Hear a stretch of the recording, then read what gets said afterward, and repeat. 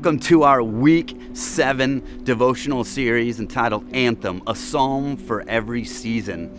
This week, we're going to be talking about the season of busyness. Now, show of hands, how many are busy? Maybe some of you raised your hand and maybe some of you didn't, but the general consensus is actually Americans are getting less and less busy.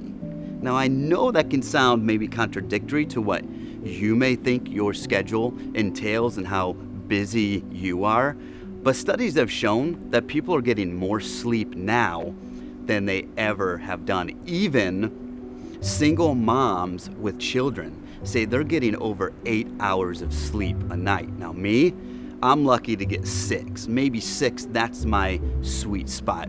But studies also show that people have more downtime now than they ever have been. Back in the Industrial Revolution over 100 years ago, people were working 10 to 17-hour days. And in 1930, there was, I'm not gonna call him a prophet, but he predicted that by the year 2030, we will have 3-hour shifts every day and 15-hour work weeks. Can you imagine 15-hour work weeks?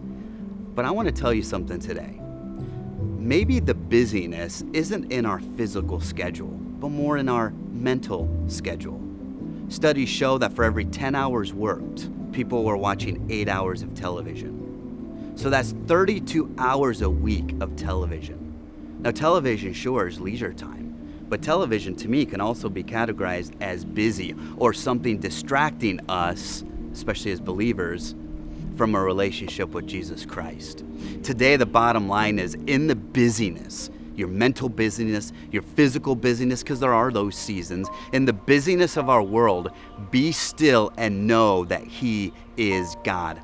You've probably heard that before. It's found in Psalm 46:10, and that's what psalm we're rolling through today. So if you have your Bibles, you can open up. I'm going to read Psalm 46:10 and 11. He says, meaning God says, "Be still and know that I am God. I will be exalted among the nations. I will be exalted in the earth. The Lord Almighty is with us," the psalmist goes on to say. "The God of Jacob is our fortress." Now, in this time of war that the Israelites were facing, God wanted to tell them, cease trying.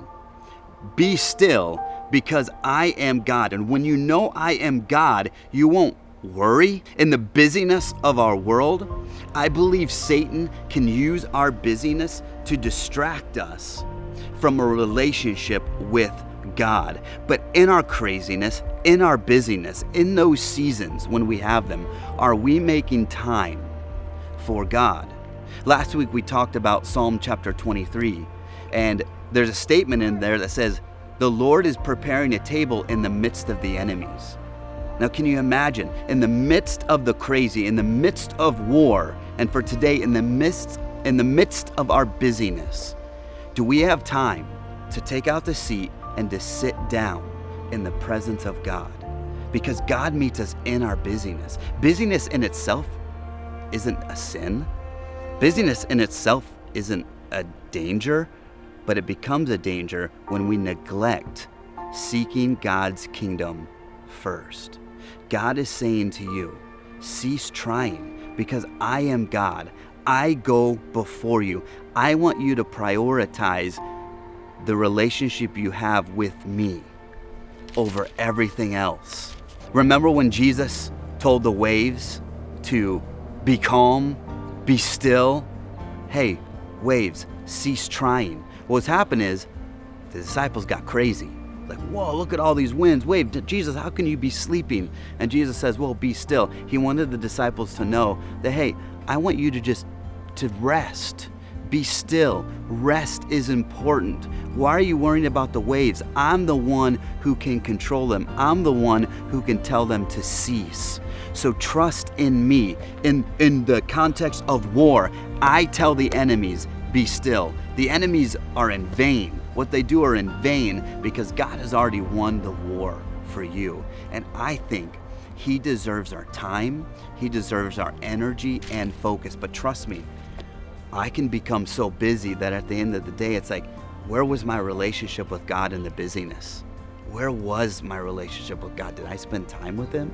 And so I wonder with you, maybe don't look at busyness as a bad thing unless you're neglecting your relationship with God. And that's where Jesus wants to meet you sometimes is, listen, I know it's crazy. I know life's crazy. I know the kids are crazy. I know the stock market's down, that's causing you to worry, which is a sign of busyness. When you worry, it's you doing something. God's saying, don't worry about that. Be still. Cease trying. Know that I am God and I will be exalted. Be encouraged by that truth today, that in your life, no matter what's going on, your anxiety, your depression, just be still and find time to go to God because He loves you, and so do we. God bless.